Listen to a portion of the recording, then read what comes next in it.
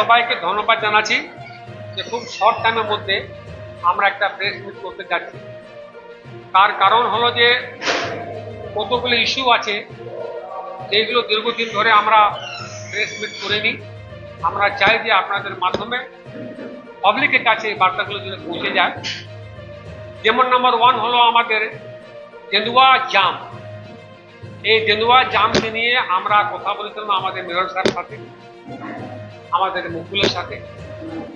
তারপরে আমি কথা বললাম ডিএমও সাহেবের সাথে, স্যার আমাকে তেন্দুয়া মোড়ে এরকম জাম হচ্ছে কোনো না কোনো একটা বড় ঘটনা হয়ে যায়। তারপরে আমরা কথা বললাম ডিএম সাথে, তারপরে কথা বললাম বিডিও সাথে। এই বলার পরে বিডিও সাহেব কালকে একটা নোটিশ করেছেন 16 তারিখে আমাদের মিটিং আছে, যেখানে অল কনসার্ন থাকবে। অল কনসার্ন বলতে কারা কারা থাকবে? আমরা থাকবো, ডিডিও থাকবে, আমাদের ইসিএল এর লোক থাকবে, ট্রাফিকের লোক থাকবে এবং রেলের লোক থাকবে, মানে সীতারামপুর ইন্সপেক্টর ইনচার্জ। কারণটা হলো যে তেন্দুয়া মোড়ে যে লম্বা জাম, 1 কিলোমিটার অব্দি জাম। তেন্দুয়া দিকে আসানসোল যারা যাচ্ছে, অনেক ছাত্র ছাত্রী, স্টুডেন্ট, রুগী, অনেক লোকের অনেক আর্জেন্ট থাকে, হচ্ছে একবারে আনসার্টেন যে আসানসোল টাইমলি পৌঁছাতে পারবে। একটা তেন্দুয়া শুধু ক্রস করতে গেলে এই পার থেকে ওই পার 1 ঘন্টা লাগে এবং এটা কন্টিনিউ একদিনে সকাল থেকে বিকালে 4-5 বার 6 বার করে জাম হচ্ছে। এর কারণটা হলো যে আগে তো জাম ছিল না, জাম কম ছিল।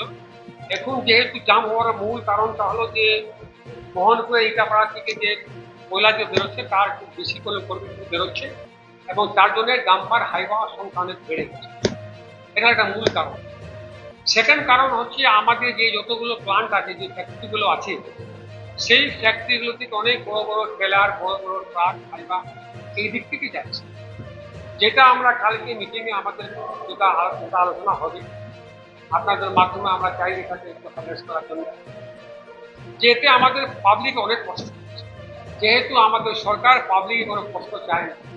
আমাদের মাননীয় বিধায়ক সবসময় বলতেন পাবলিকে থাকে, পাবলিকে থাকে। আমাদের কথা হলো যে যে ডাম্পারগুলো, হাইওয়েগুলো মোহনপুর ইটাপাড়া থেকে নিয়ে আসছে প্রায় 100 কাছাকাছি, এক টানা ডাম্পার, এক টানা হাইওয়ে। এবং বিশেষ করে তেন্দুয়া মোড় যত ন্যারো হয়ে যাচ্ছে, তেন্দুয়া মোড় যখন টার্নিং নিচ্ছে যাওয়ার জন্য এই পার থেকে ওই পার, তো যে কোনো সময় যে কোনো দিনে একটা বড় দুর্ঘটনা হতে পারে। ওই দিক থেকে ট্রেন আসছে, এইদিকে হাইওয়ে গেল, এখানে ব্রেকডাউন হয়ে গেল, তখন ব্লাড ব্রেকের ঘটনা, একটা ব্লাড ব্রেক অ্যাক্সিডেন্ট হয়ে যাবে। তো এই জন্য আমাদের সবাইকে ভাবতে হবে এবং যেভাবে এটাকে আমাদের বলা ছিল, আমরা এর আগেও বলেছিলাম যে আপনাকে যেটা একটা রূপ তৈরি হচ্ছিল, মোহনপুর হয়ে তারা ডালমিয়া হয়ে ঢুকবে, যদিও ওদের কাজ চলছে, কিন্তু কাজটা খুবই স্লো চলছে। মানে আমাদের বঞ্জিমারি সাইডিংটা তুলে নিয়ে চলে যাবে ডালমিয়াতে, তাহলে ওই দিক থেকে ওদের ডাইরেক্ট কারেন্ট ভিতরে ওদের আসছে, ওদের কাজ হচ্ছে, ইসিএল কাজ হচ্ছে, কাজ স্লো হচ্ছে। তা আমরা যদি প্রেসার ক্রিয়েট না করি তাহলে কাজটা চলতেই থাকবে, মানুষের কষ্ট হতে। এই জন্য আমরা, এটা হলো একটা দিক, একটু অ্যাভয়েড করার জন্য আমাদেরকে একটু অন্য পথ অবলম্বন করতে হবে।